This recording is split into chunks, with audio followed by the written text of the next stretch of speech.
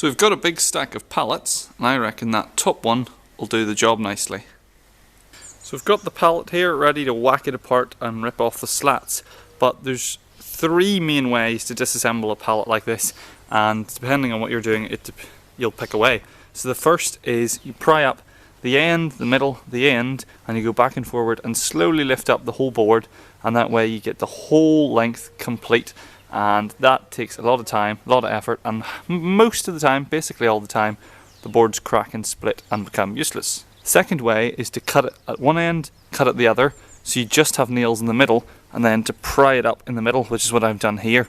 But I found out that this wood is very fragile and these nails don't come out easy, so we'll turn to option 3. For option 3, you cut the ends.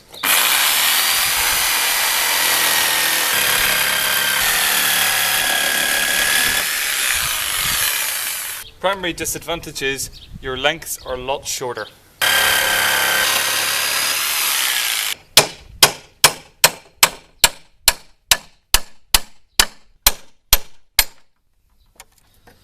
So I managed to remove all of the slats except one without having to cut it, and that is because the slats are actually oak, which I am well hyped about. So I've taken inventory of all the pieces I have, and this is what it amounts to. And I've realised I have enough to make a crate. So this is the crate style and design I'm going to go for, and it will be this size.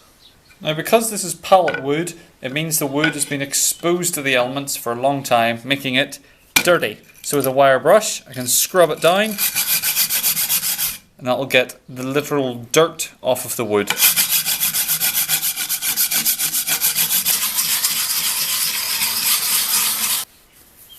Look at that, that's all the dirt that came off.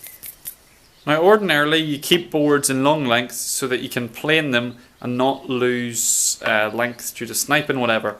But these boards are so unstraight that trying to plane them is going to be a nightmare. So I'm going to cut them to length, and then they'll be shorter so the wiggliness will be less pronounced. So I'm cutting them just over 22 inches on this table saw.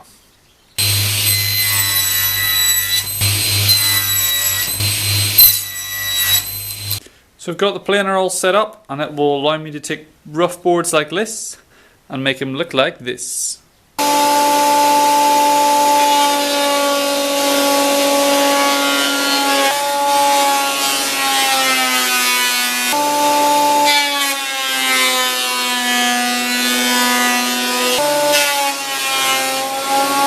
The next step is to get two parallel edges, and we can start by getting one parallel edge. So we stick her in the vise, get the plane, we can just skim across a bit tighter. And this will give us one clean edge.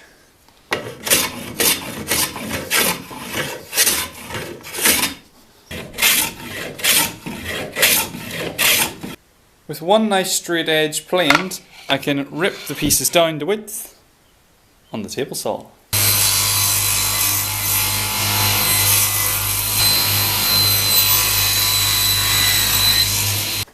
Now I just need to rip this piece down to act as the corner support structure bracingness things.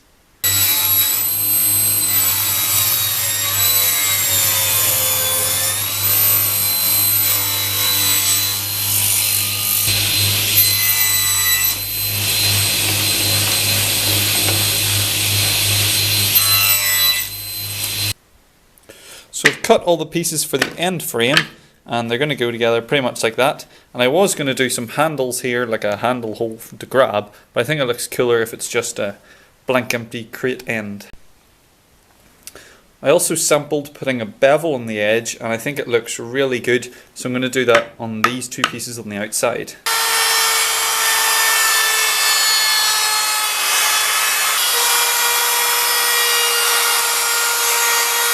So I assembled the two end frames with glue and some pin nails, but the funny thing is the pin nails only went like halfway in because the oak was so hard they just wouldn't go in, and I was hammering them in and then they were bending, but it was just all over the place. It was quite frantic, but they're gluing up now. And while I'm waiting for the small frames to glue dry up and this done, I can router.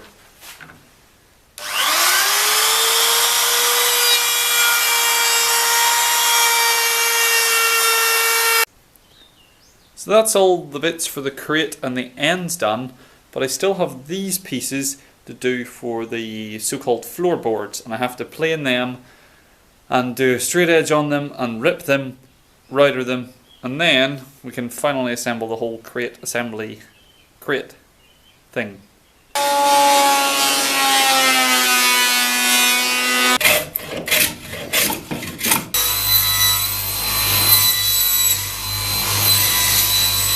So the ends are all glued up and they're nice and strong and sturdy, and I think it looks alright without the handle. So now I can just attach the long lengths as such. Start off with a generous amount of glue. We can set our slat on in place and tack it in.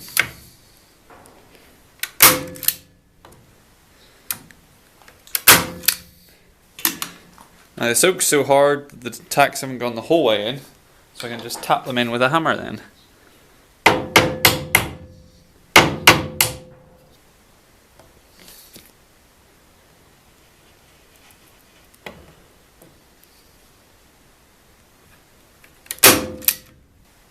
So I've got two halves of the crate and now I can just lob them together.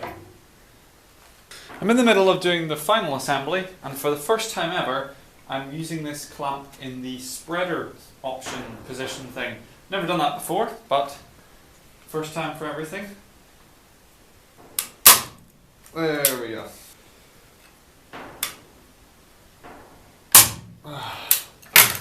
So I have her all clamped up there and I have a diagonal brace on her just to square it up, and now I can come back in an hour or two when the glue's still slightly wobbly, so if it's out of square I can wiggle it into shape and just pop the slats on the bottom and then we're done.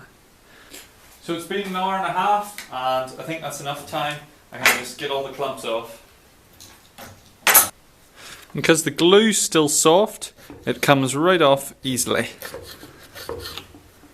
The final thing to do now is just to stick a bottom on it, and if I measure I can do 43cm slats.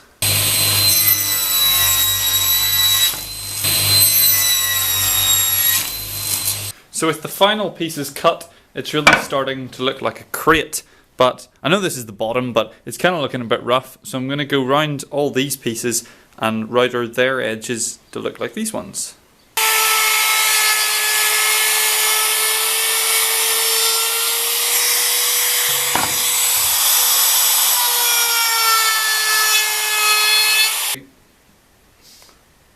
So I can plop it on, give her a wee wiggle about.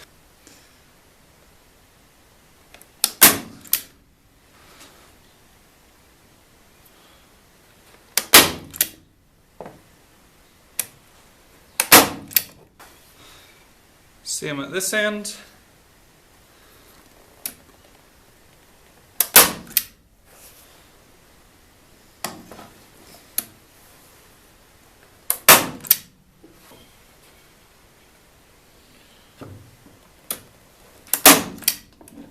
Solid.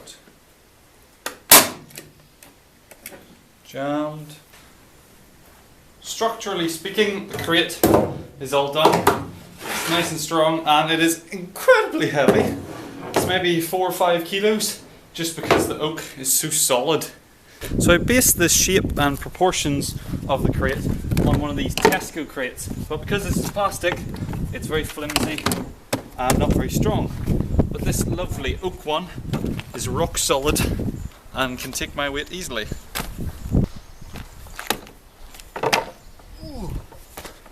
I would do a Matthias Wandel jump test, but I fear I would break my leg.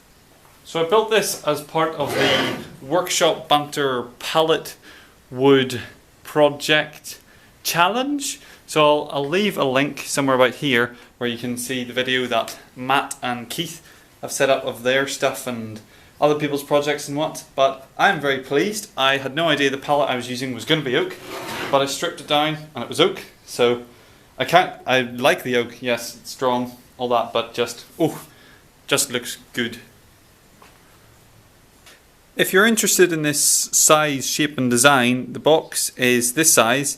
It's 22 inches long, 16 inches wide and 8 inches deep, and I didn't even use the whole pallet to make this crate, so I'm quite confident that any pallet would have at least this amount of wood in it.